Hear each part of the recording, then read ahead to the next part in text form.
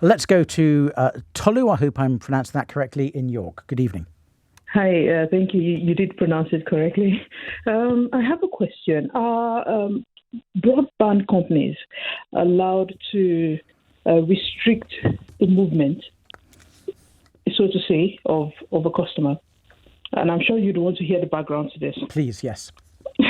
So I was moving to an area in the country, and that particular area in the UK has this broadband company has a monopoly on that area. So it's almost, if not very difficult, almost impossible to use any other broadband company in this area. So I had no choice. I had to sign on to them. And the lowest time period in terms of contract that they had was 2 years. 1 year down the line, I had to move due to work. And I called this company to, terminate my contract. And then I was told I had to pay early termination fees. Now, the place I've moved to, they do not have service there.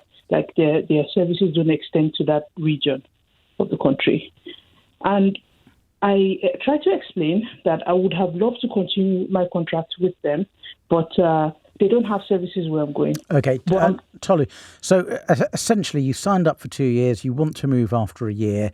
Yes. Or you want to cancel after a year. You've got a very good reason for doing it, which is that you're moving for work, but they're not letting you out of the contract early and are saying you have to pay early termination fees. Have I understood that correctly? And I've raised a dispute with them.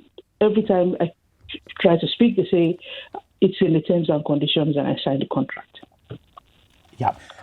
Tollou, I'm really, really sorry to say this, but they're right. If you sign up for 2 years with any organisation, whether it's a broadband, a TV, some sort of streaming, a phone, whatever it might be, a gym, then they are entitled to say, we've agreed to pay you to provide you this service for X pounds a month because you've signed up for 2 years. If you'd only signed up for a month, it would have been a lot higher fee. If you'd signed up for a year, it would have been a slightly higher fee. You got the low monthly fee that you got because you agreed to sign up for 2 years. So we were guaranteed 2 years' income. And they are entitled to say, if you're choosing to terminate, and although you've got a good reason for terminating, you're still terminating. If you're going to terminate, then we want the money from you for the early termination fee. Now, sometimes if they cover another area, they'll let you move. You're still terminating one broadband contract and starting another one. That's what you'd be doing.